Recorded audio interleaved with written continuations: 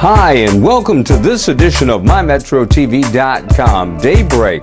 First stop to the rest of the weekend. I'm Frederick Knight. Thanks for joining us. Got a great show on tap for you. Coming up this morning, we're going to take a look at Columbia Business Week, a combined effort between the City of Columbia and the Greater Chamber of Commerce that's going on next week. Michael Bailey sits down with Tina Herbert of the city and also speaks with Lee Cato from the Greater Chamber of Commerce. We'll also hear from Nate Abraham Jr. He's the publisher of the Panorama. There are featured business coming up in next week's festivities. Also on the way, the My Metro TV Movie Minute, the inspirational video of the week, and more when we get started with today's edition of MyMetroTV.com. Daybreak, first stop to the rest of the weekend. Michael Bailey spoke with Tina Herbert of the City of Columbia about the upcoming business week.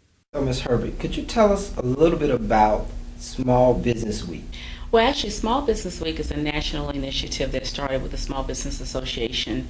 Last year, Lee Cato, believe it or not, with the Chamber of Commerce, approached the City of Columbia and said that he really wanted to make sure that the City of Columbia was doing something and involved for this national initiative of Small Business Week. We, of course, jumped in and jumped on. Our office, the Office of Business Opportunity, had recently been relaunched, and so we actually announced our office being relaunched during Small Business Week of last year. So this year for us is a very momentous week for us because it kind of launches or kind of acknowledges what we've done over the last year in our office. The Office of Business Opportunities, we work specifically with small minority and women-owned businesses here in the city, and we target both businesses that want to do business with the city, i.e. City contracts and city dollars, as well as businesses that want to do business just in the city within our corporate limits. So this week is a week targeted towards really highlighting the critical importance of our small businesses here in the City of Columbia. Can you give us a little bit about the schedule and what we can expect on Small Business Week? We have a lot going on, and we are really happy because last year we had one event. This year we probably have about 8. So we've kicked it up a notch. We will start, as usual, with our press conference with the mayor and with members of the Greater Columbia Chamber. That will be Monday the 20th at 1 o'clock at the Chamber, and it will be followed by a reception. Tuesday, the Chamber has several events lined up, some for women, some for small businesses. So they have a really good lineup on Tuesday. Wednesday is when the city has its premier event, which will be the Small Business Conference. It is our first one, so we're really excited. And we hope that we have a good lineup of information as well as networking opportunities for our small businesses.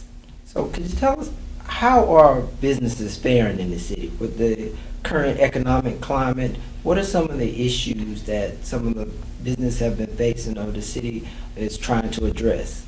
That is an excellent question. Businesses in the City of Columbia are probably faring just as any other city. But what we have to realize is minority, women-owned, and small-owned businesses, when the economy made a downturn, we felt it the hardest. So whereas we typically create the most jobs, when the economy turned down, we also lost the most jobs. We get a lot of businesses that come to us with a variety of issues. Some of it is, we've been here for 30 years, we've been able to generate revenues and steady revenues, but now we're not able to make it, or we're struggling. So we have those that need some capital infusions. We also have businesses right now that are probably seeing the impact of the use or the lack of use of technology and social media. So we have folks who are trying to find ways to get people in the door of their businesses. So we see a variety of issues, and we're trying to meet them. We have several different options. We have financing that is available, so we're able to give loans up to $200,000. We give them out as small as $5,000 up to $200,000 depending on the need. We also have the facade program that works in targeted areas throughout the city. If someone wanted to get in contact with the office or find out more information about Small Business Week and a list of events, how would they get in contact with you doing that? They can call our office. Our number is 803-545-3950. Michael also spoke with Lee Cato over at the Columbia Chamber of Commerce about their participation in the upcoming event. Monday will basically be proclaiming this as Small Business Week in Columbia. Press conference, small reception. Tuesday, really when the nitty-gritty gets going, because that's when we'll start off at 8 o'clock with Business Connection from 8 until 10:30.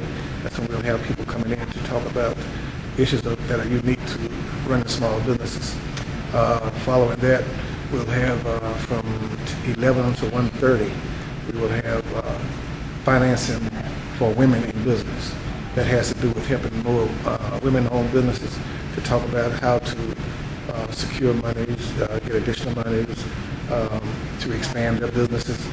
Focus will be on women. However, men obviously can come. Okay. Tuesday afternoon, we'll be talking about legal issues involved. Lacey, Collins and Lacey, attorneys at law. They will be talking about legal issues related to doing business. We'll also have where people can come around to talk about, some of the other concerns that may be directly or indirectly related to some legal issues involved. Because it's one thing to start a business, but it's another thing to know the pitfalls of being sued or not being sued, that kind of thing. On Wednesday, really that's City of Columbia Day. I think you've already talked to Tina about that. Thursday morning at the Convention Center, Small Business Administration, they will be running their program until about 1:30. And to end the whole week's activity, we'll be back here at the Chamber of Commerce from 3 to 5. That's when we will have Business Connection. In other words, small talk, big business. That's where we'll have 4 to 5, maybe 6 executives at round tables. And the general public or business owners can come in to talk with other business owners or business executives about how to do business with their operation, what they can offer a business, and what a business can do for them. Still to come, we've got the My Metro Movie Minute, the inspirational video of the week, and more when we continue with MyMetroTV.com. Daybreak, first stop to the rest of the weekend. MyMetroTV.com spoke with Nate Abraham, publisher of the Panorama, about his newspaper receiving the Small Business Advocate of the Year award. Well, it's awarded by the U.S. Small Business Administration, and basically they gave us that award for the state of South Carolina because basically we are strong advocates for minority-owned businesses. One of the things that we've always done was we wanted to promote the good things and the people in our community. And people always say, well, I like to think for a black-owned business does this or does that, but we don't know who they are. And so one of the things that we decided want to do is you wanted to profile the different black-owned businesses in our community every week, so that someone can say, all right, someone will always know who the business owners are in that community. Because basically, our community can't grow without strong businesses. Every other community has a strong business, strong business owners, and businesses is how you're going to growing businesses will be the ones who will solve the unemployment problem and who will build wealth in the community. Without businesses, we don't have strong employment and we don't have wealth. And basically those are two of the biggest problems we have in our community. So we wanted to promote business in our communities, people who can inspire you, who are actually supporting the institutions in the community, your little league teams, your churches, the people who are actually involved in your community and help you build your community, making your community a better place. Okay. Tell us a little bit about the history and the mission of your newspaper. Okay, well, the newspaper started late 1986 by my father, Nat Abraham Sr., and basically, and I graduated from USC in December of '87, and that's when I started. We worked on the paper we've been a weekly paper since our 27th year.